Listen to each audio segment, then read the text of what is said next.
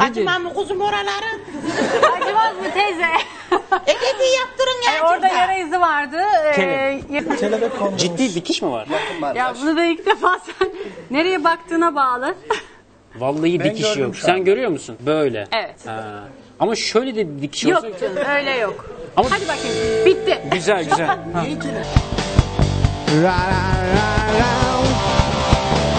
Benim bile dinsin, essin rüzgarım herkes bilsin. Coşmak isteyenler yalnız beni seçsin.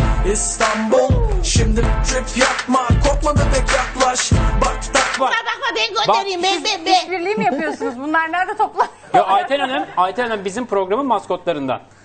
Ona göre konuş. Kelebeğin de modelini istiyor. Evet. Ayten Hanım ayakkabıyı göndermeyecek galiba. Yo. Ya Mevlüt, canım benim öpüyorum seni. Sağ ol Ayten ablacığım benim. Sevgiler. Adana'ya ne zaman geleceksin? Şimasu. Kızma kuzum kızma.